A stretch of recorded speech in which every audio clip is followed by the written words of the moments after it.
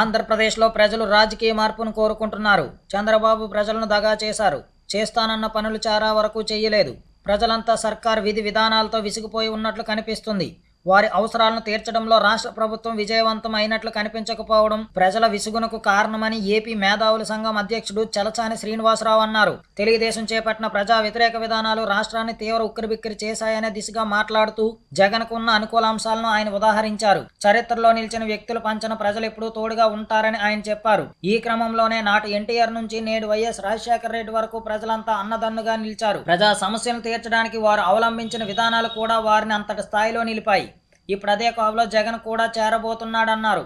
ప్రజాక్షేత్రంలో ఆయన దూసుకెళ్తున్న తీరు, వారి సమస్యలను చూడడానికి చేపట్టిన వేల కిలోమీటర్ల పాదయాత్ర కూడా జగన్పై ప్రజలకు నమ్మకం కలిగించే దిశగా మారాయి. ఎన్ని అక్రమ కేసులు బనాయించినా ఎదురుగా పోరాడే సత్తా జగన్పై ప్రజలు చాలా ఆశలు పెట్టుకున్నారు. అతడిపై పెట్టిన కేసులన్నీ ఒక్కొక్కటిగా వీగిపోయే పరిస్థితులు కనిపించడం కూడా జగన్కు కలిసొచ్చే అంశం.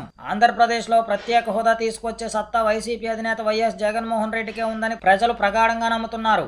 ఇన్ని అనుకూలాంశాలు కలిసి రావడంతో జగన్ ఈసారి ఎన్నికల్లో సీఎం అవడం ఖాయమని చలసాని శ్రీనివాసరావు తెలిపారు. ఈ వీడియోపై మీ యొక్క అభిప్రాయాన్ని కామెంట్ రూపంలో మాకు తెలియజేయండి. ఈ వీడియో నచ్చినట్లయితే లైక్ చేయండి, షేర్ చేయండి. మరిన్ని పొలిటికల్ అప్డేట్స్ కోసం మా ఛానల్ను సబ్స్క్రైబ్ చేయండి.